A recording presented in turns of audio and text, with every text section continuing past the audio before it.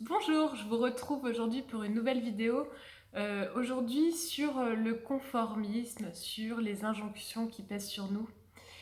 J'ai envie de vous donner quelques pistes pour que vous puissiez vous sentir plus libre dans votre vie. Alors déjà, ces fameuses injonctions, elles pèsent sur nous à deux niveaux. Déjà, il y a les injonctions un peu du quotidien, qui sont de type je dois travailler de telle heure à telle heure, je dois faire ceci avec mes enfants, je dois leur faire cela, je dois être responsable de ça, je dois préparer des repas cuisinés, je dois. Donc ça, c'est les injonctions un peu du quotidien qu'on a dans notre vie de tous les jours. Et donc, en général, elles nous rajoutent du boulot euh, qu'on ne, qu'on ne discute pas vraiment au final parce qu'on part du principe que c'est comme ça qu'il faut faire et on ne les remet pas trop en cause. Et après, il y a les grandes injonctions qui pèsent sur nous à une échelle plus long terme, on va dire, les grandes injonctions de la vie. Ça peut être... alors, ça dépend des gens, ça dépend de l'éducation qu'on a eue, de l'enfance qu'on a eue, etc. Pour certaines personnes, ce sera... il faut habiter dans une maison quand on a des enfants. D'ailleurs, il faut avoir des enfants. Il faut avoir un jardin. Il faut s'occuper d'un potager. Il faut euh, travailler, il faut être cadre dans une entreprise. Ou alors il faut créer sa boîte. Enfin, vous voyez, il y en a plein en fait, des injonctions possibles. Et en fonction des conditionnements que vous avez eus étant petit, vous en avez, vous n'avez pas forcément tous les mêmes conditionnements. Vous n'avez pas tous le même poids qui pèse sur vous. Et donc c'est assez...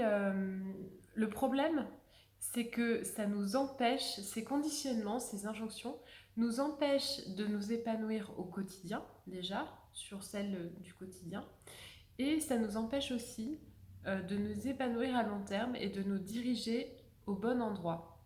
Donc c'est plutôt quand même problématique.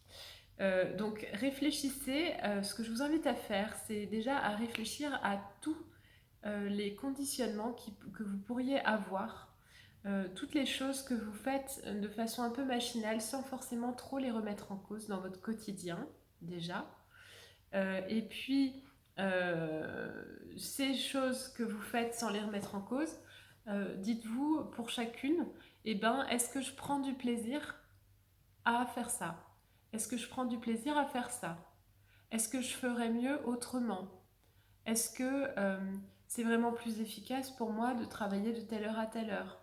Est-ce que je suis vraiment bien euh, à toujours travailler devant ce bureau? Enfin, vous voyez, il y a plein de questions qu'on peut se poser. Est-ce que je suis vraiment obligée de toujours préparer des repas de A à Z? Est-ce qu'il n'y a pas des façons plus simples de faire?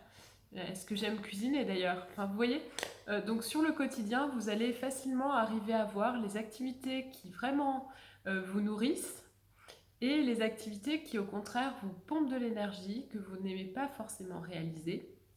Et du coup, ce que je vous invite à faire, c'est un peu à vous libérer de ces activités, soit en les déléguant, soit en les simplifiant, soit en les annulant carrément. Il y a des choses, certaines générations par exemple, euh, repassaient ou repassent encore peut-être tous leurs vêtements. Et puis aujourd'hui, il y a plein de gens qui ne repassent plus du tout. Et en fait, ça leur libère du temps. Donc s'il y a des gens pour qui, par exemple, repasser, c'est agréable, c'est ressourçant et tout, et ben super, il n'y a pas de problème, continuez.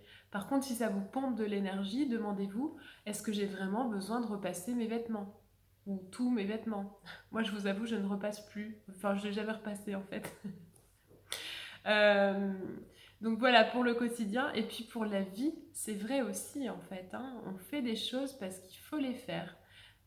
Que ce soit faire tel ou tel type d'études, que ce soit avoir ou pas des enfants, que ce soit habiter dans une maison ou un appartement, en ville ou à la campagne. Tout est... on a un conditionnement sur quasiment tout. Au départ, alors je dis pas que c'est nos parents qui nous obligent à quoi que ce soit. Alors, déjà, ça dépend des cas. Et puis bien souvent, quelque part, on s'auto-conditionne nous-mêmes. On a entendu peut-être un petit truc quand on était petit. Tiens, bah moi, On avait entendu que j'allais faire une grande école et du coup enfin je me posais même pas la question, j'allais faire une grande école en fait. Mais enfin, quand on y pense, c'est fou d'être conditionné comme ça. Il y a des pays qui sont beaucoup moins là-dedans. Si vous regardez un peu ce qui se passe au Danemark, ils ont un état d'esprit assez différent, notamment pour tout ce qui concerne le travail. N'hésitez pas à aller creuser un peu leur façon d'être et de vivre. Ils sont dans une logique aussi, dans une société où les gens sont beaucoup moins en compétition, en concurrence. Et du coup, ils vont plus naturellement vers ce qu'ils aiment faire, en fait, et pas forcément vers ce qu'il faut faire, vers ce qui est bien, enfin, ce qui est un programme plus d'élite, par exemple. Donc, du coup, ils sont beaucoup moins conditionnés que nous. Voilà, donc je vous invite à réfléchir aussi à l'échelle de la vie, au conditionnement que vous avez eu, que vous vous êtes donné à vous-même, et à voir enfin, ce qui vous convient vraiment et ce qui ne vous convient pas, et comment vous pouvez vous libérer de ce qui ne vous convient pas. Voilà. Et ben, je vous souhaite une bonne réflexion et je vous dis à très bientôt.